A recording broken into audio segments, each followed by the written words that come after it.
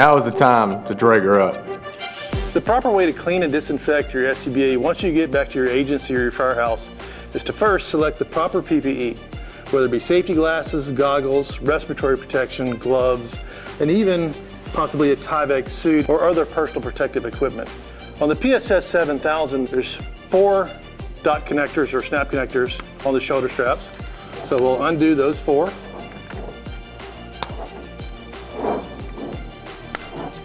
Then on the back of the unit, you'll see these snap connectors.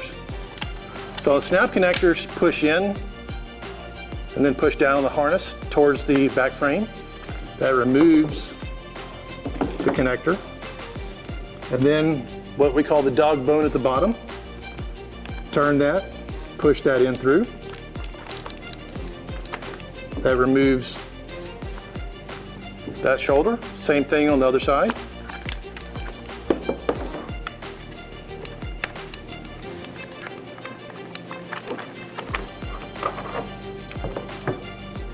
Now the waist pad assembly, I'm going to lay this down. We actually want to do the push connector again in towards the center, removing the harness, and same thing on the other side.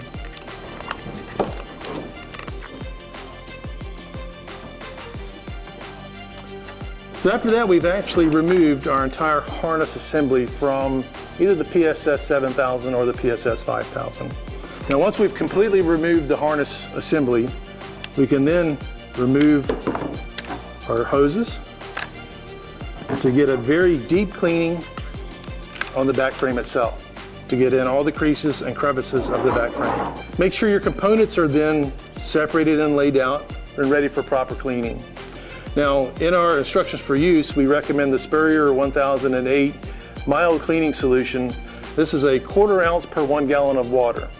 So we would take a 1/4 ounce, put it into our 1 gallon container, thoroughly mix it and get it ready for cleaning. Then we're going to select a medium bristle brush. We could even select a smaller brush for more technical cleaning. We have our proper PPE, we have our solution and our cleaning utensils. We're then going to start our cleaning process. We've already disassembled our back frame from our SCBA. We're then going to select one, apply our soap solution to it using our brush, give it a good cleaning for each one of the components. Once those have been cleaned, we're then going to rinse them out and let them air dry. Now again, keep in mind, we don't want to have these in sunlight for UV exposure, so in a nice cool area within the bay is perfectly fine. If you have a drying solution or an automatic dryer, reference your instructions for use for the proper selections and temperature selections. We've already cleaned our straps, so now we're on to the back frame itself. So when we clean our back frame, if we choose to take the cylinder off, we would make sure we use a plug here. Plug goes into the first stage pressure reducer to prevent water or debris from getting into the pneumatics. We have that selected. We've removed our second stage, our LDV, for proper cleaning by our technicians. Again, using our brushes and our solution, we would then do a good cleaning, leaving our battery pack in, rinse, and then let air dry, or again, if you have a dryer systems, following the instructions for use for the proper settings.